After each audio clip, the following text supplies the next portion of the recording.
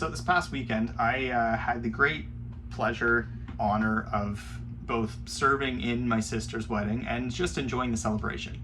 And it was a really great time. I had a lot of fun. I got to see so many people that I hadn't seen in a long time. I had a lot of amazing conversations. And as the night grew on, as weddings typically do, and entered more of the celebration part, dance floor gets opened up, bar gets open. I did what I typically do, which is grab a drink, find a quiet corner to sit in, and just observe everybody else having fun. Because I'm not exactly an extrovert.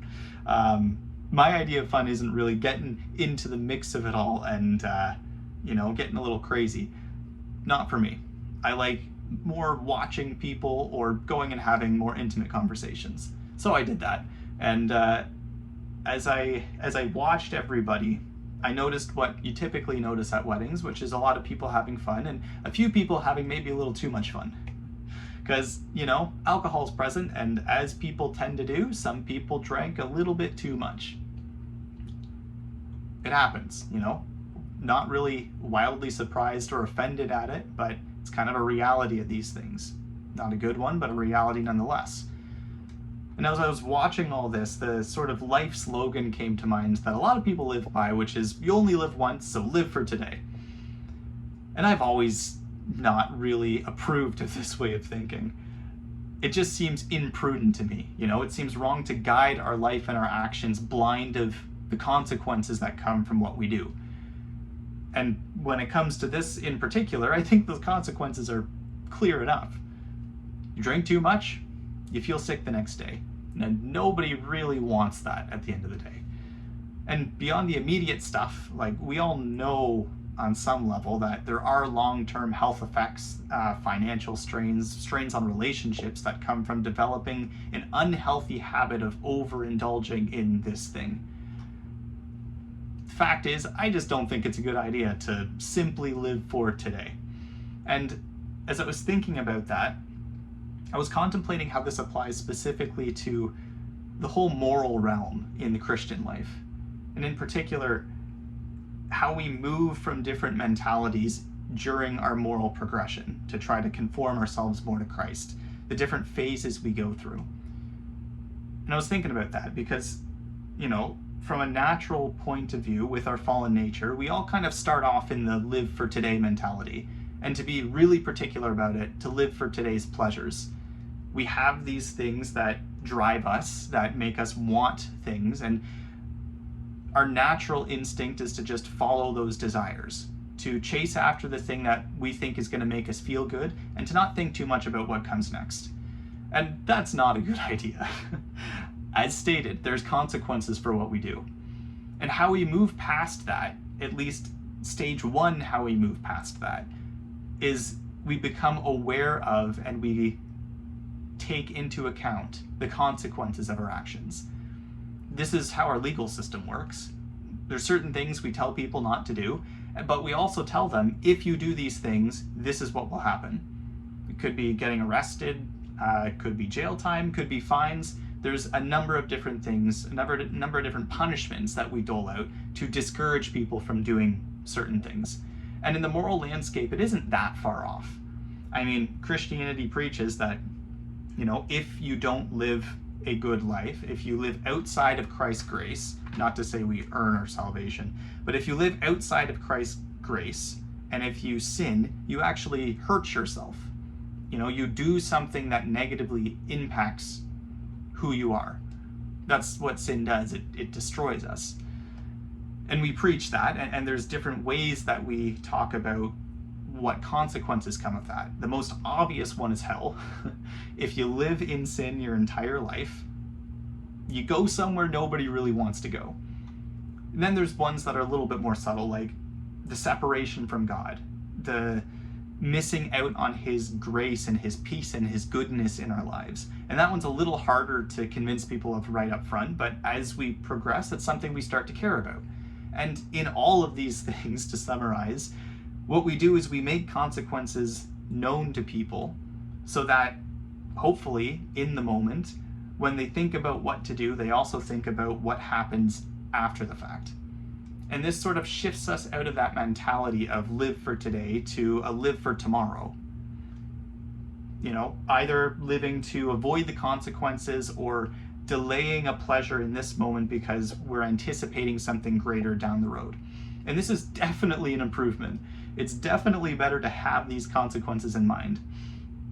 And yet, this isn't a good stopping place for us either, because there's problems with simply living for tomorrow as an end of itself. Because the question is why? Why exactly are we living for tomorrow? What do we have to gain from it? And the most immediate thing, I think, is avoiding punishment, which is a reasonable thing to want to do, but doesn't just quite satisfy that moral cry we have. Because to avoid punishment is really just to avoid pain, which really isn't that far off of going after some kind of pleasure, some kind of how we feel mentality.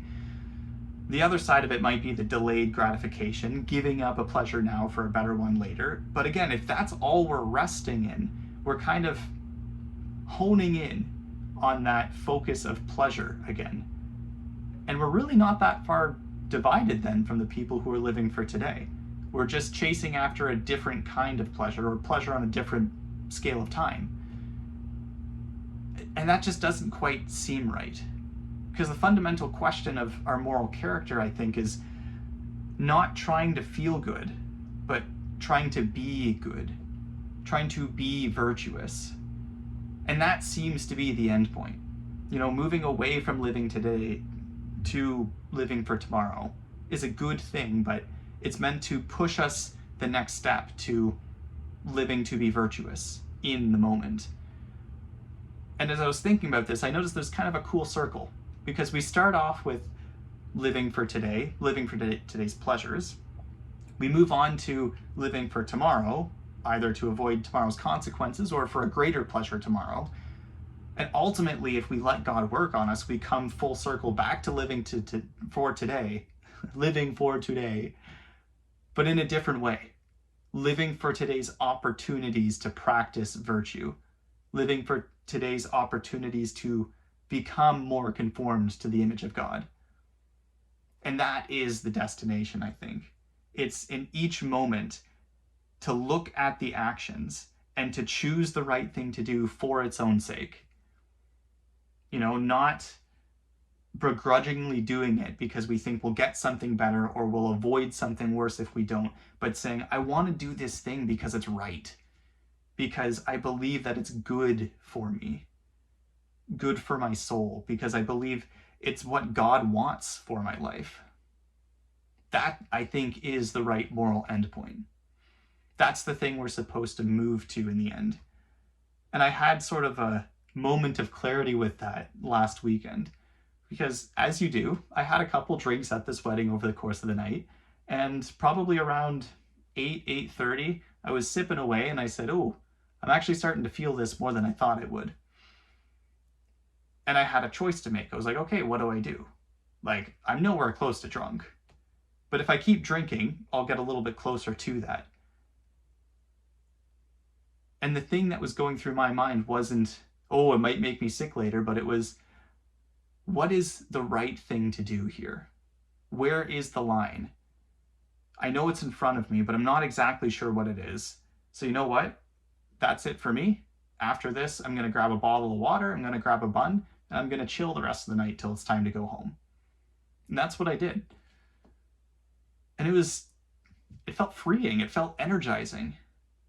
Because all of a sudden in the moment, I was asking myself, what's the right thing to do? Because I just want to do the right thing. I just want to do the right thing, and that's more than enough for me. I'd highly recommend trying to get there.